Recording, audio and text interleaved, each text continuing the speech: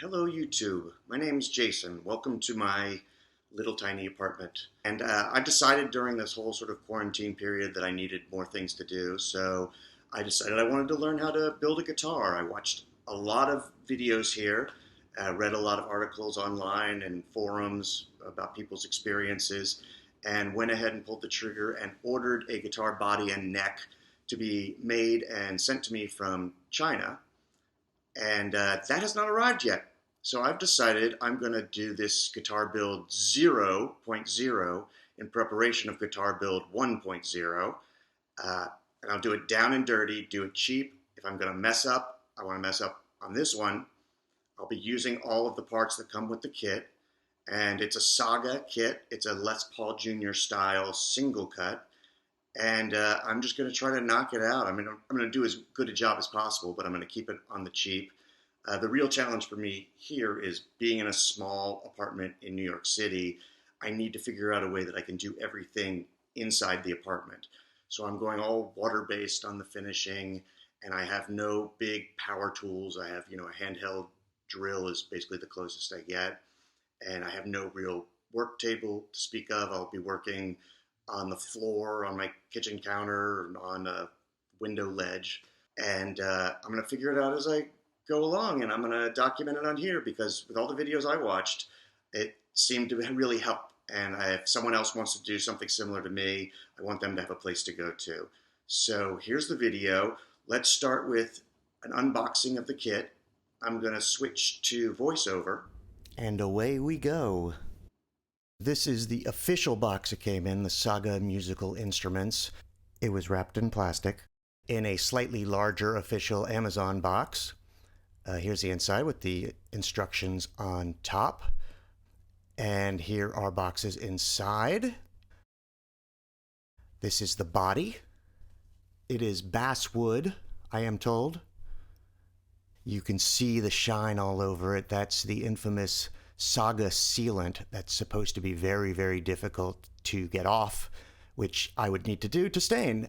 So I'm going to try to sand the hell out of it until I get rid of all of it. We'll see how that goes. The grain itself is not special, but it's nice, natural, so I think that'll look good stained. I don't see any visible dings or anything, but obviously I'll have a chance to check that out more carefully later. Here is the neck box. The neck is maple. It's actually not a Les Paul Jr. neck. It's a regular standard Les Paul neck. You can tell because it has the trapezoid markers and this sort of creamish binding.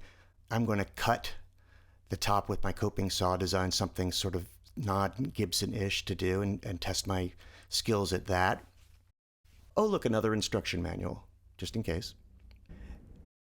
These foam adhesives, I didn't know what these were at first, but it turns out that you peel off the back, you stick it in the pickup pocket, and it supports the pickup. There you go. Here are the knobs, top hat knobs.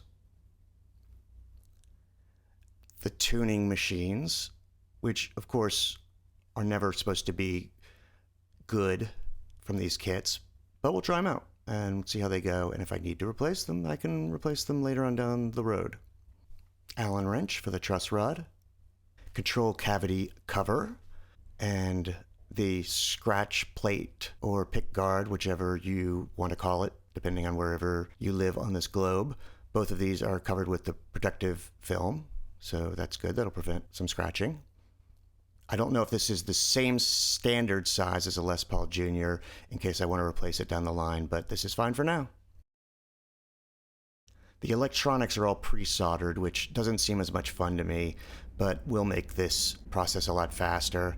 I'm going to have to double check these against various diagrams to make sure they did it right. I have read that sometimes they come wired incorrectly. Here's the P90 pickup, which I have read doesn't sound so bad. So I'll definitely try it out before I shell out any decent money for a good one. And we'll see how it sounds. Maybe I love the sound of cheap P90s. This is my first one. Here's the bridge, wraparound Tune-o-matic style with the saddles to help the intonation better. You can adjust it better than you can with the other wraparounds or the compensated wraparounds. Here is a bag of various parts: screws, nuts, washers. The bridge pegs are in here, and the strap pegs. The truss rod cover, and the neck plate, and the input jack plate. Here's the typical 1/4-inch cable that everyone seems to throw away right away, so I will probably do the same. Next, we're going to put this together with a dry build to make sure everything fits before we go any further, in case I have to return something. Okay, so here is the guitar with everything put on. Well, almost everything. I did leave off the knobs and some other things that were too much of a hassle and I didn't think were important at this stage. So, troubles I encountered: some of the holes in here were just too small, like here at the tuning machines, and so I had to widen those with a larger drill bit, or just didn't bother going to the trouble of screwing stuff all the way in, like the pickup cover. The truss rod cover holes were extremely off, so I just had to fill them with glued toothpick sections, and then later I'll sand that down when I'm getting ready for the finish and drill new holes where they're supposed to be. The electronics I did not hook up this time. I can't check those out now. I couldn't really figure out how they all went together, specifically how the separate ground wire they supplied attaches to the harness that they gave. So hopefully that will work when I figure it out and put it back together. The neck was a very loose fit with the body, but it screws on and you can't really see the gap, so I'm not going to worry about filling it. After I got everything together, I noticed the biggest problem was the action. It was much too high at around the 12th fret, and I could not lower the bridge any more than it was already lowered. So I didn't know if the problem was maybe with the bridge, the way it looks like it's tilting. I didn't know if it's supposed to do that. It didn't look like it was supposed to. I didn't know if I needed to just replace the bridge, or a lot of people, I guess, had recessed these tone-o-matic bridges to make them lower by digging a hole in the body. I definitely didn't want to do that. I didn't know if the truss rod was off. So I did some online research and decided that the best place to start was to try shimming the neck, because it looked like the neck was perfectly level, and from what I understand, Gibsons typically are not. They're at an angle, which I didn't know because I'm primarily a Fender guy. So I ordered from Amazon these brass shims with a thickness of 1 millimeter, 1/2 millimeter, and 2 with 1/5 of a millimeter. And they're designed to sit around the neck screws inside the neck pocket.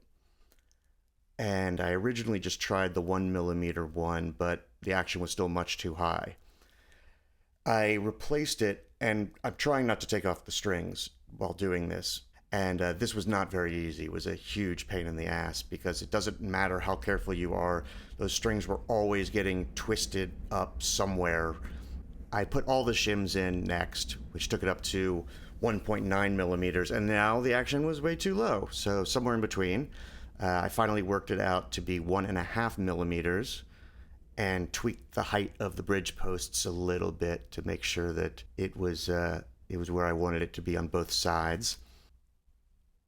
Now, of course, when this is done, I have to take all the shims out and the bridge off and redo all this stuff later, but at least I'll know that it's not a problem with the guitar that I need to fix now. I can deal with later. Intonation was not great. It was sharp on every string, even with the saddles pulled all the way back. So there's the little screws that are holding the bridge onto the posts, and I had to extend those enough that the bridge came back further down the body and I could get the intonation correct. It looks a little silly being that far away from it with the big gap, but it's easier than drilling new bridge holes or getting a new bigger bridge or something. All right, now it is time to take all this stuff apart again, and I'm gonna start sanding to see if I can get off the sealer and prepare this guy for finishing.